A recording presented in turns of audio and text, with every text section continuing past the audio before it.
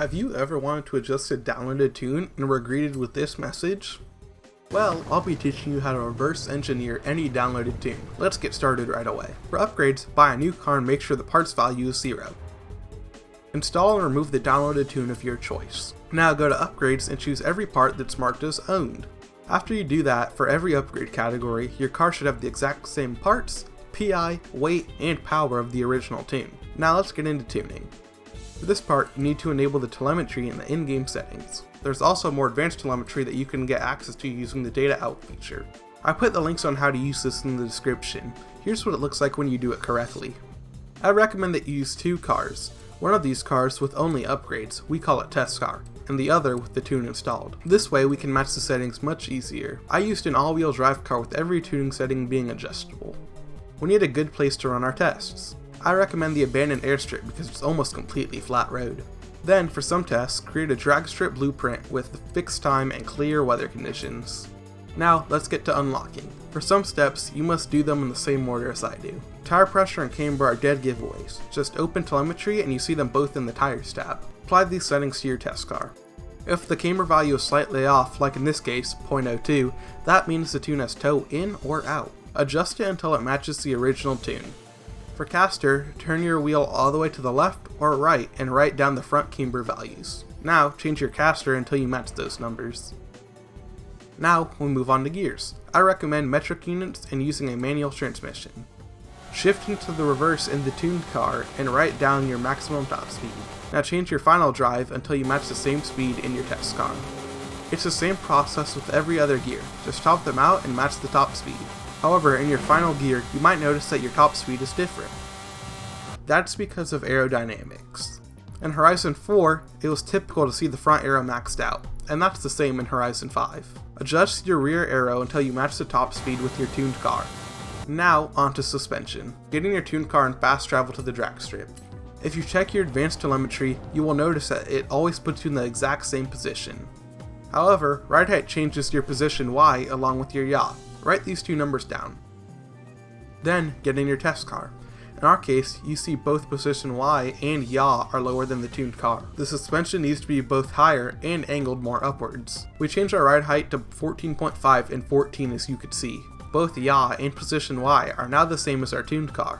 Now, time to unlock springs, and it's really simple. All you have to do is match front and rear standardized suspension travel value in your advanced telemetry. In our case, you can see by changing springs to 80 and 100, we almost exactly match our tuned car. Now, onto damping, which is a bit more tricky. You have to match the time it takes for your suspension to fully compress and decompress. For rebound, this danger sign is a good place. As it fully compresses your suspension and slows the game down, you can see more accurately when your suspension fully decompresses. In our case, you could see in the tuned car, front suspension fully decompresses right before the rear. In our test car, front decompression is almost identical. However, rear decompression is much faster, which means it should be stiffer. After adjusting it in the tuning menu, we now exactly match our tuned car. Now for bump stiffness, it's best for you to place props in the event lab and drive over them at speed. In our case, you could see the test car suspension doesn't compress as much, which means it should be softer. It's very similar to rebound, so I won't go over it much more. Now, onto differential. Center diff only exists in all-wheel drive cars. All you have to do is start up your drag blueprint and launch your car. And match either max RPM, tire slip ratio, or even how much your car torque steers. Do it in a higher gear if you get too much wheel spin. Here, in our case, we need more power to the rear. Now, onto anti-roll bars, which uses the same method as acceleration and deceleration values in differential. Put your car in a higher gear, turn your wheel all the way to the left or right, and start accelerating until you endlessly rotate in a circle. Now, take a look at your suspension telemetry. These values are mostly affected by your anti-roll bars. Try to match the difference between your left and right anti-roll bars on both front and rear. Move over to the tires tab and write down the speed difference between your left and right wheel. Matching them gives you the acceleration values. Now, let off the throttle and do the same thing to get the deceleration values. If you want more accurate results, do this a few times. For example, in our case, you could see the front anti-roll bars should be much softer than the stock settings, and our rear differential acceleration should be more locked up. It's just trial and error until you match the original tune. For brakes, first you will need to turn off ABS. And you have to keep in mind that this slider is inverse, meaning moving balance to the rear actually increases braking on the front. For brake balance, you have to drive your car at high speeds, then go all in on the brakes. Notice if the front wheels lock up first or the rear, and how long it takes for the other sets of wheels to lock up. In our case, you could see the front wheels lock up, quickly followed by the rear wheels. In the test car, it takes much longer for the rear wheels to lock up, which means we should move the slider to the front. For brake pressure, it's a very similar method.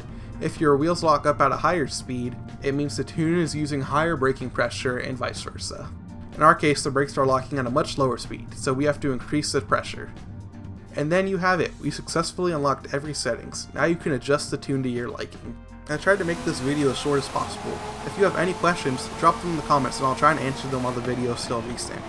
You can also find a spreadsheet with all of the settings on all of my tunes in the description. This is the end of the video and thank you for watching.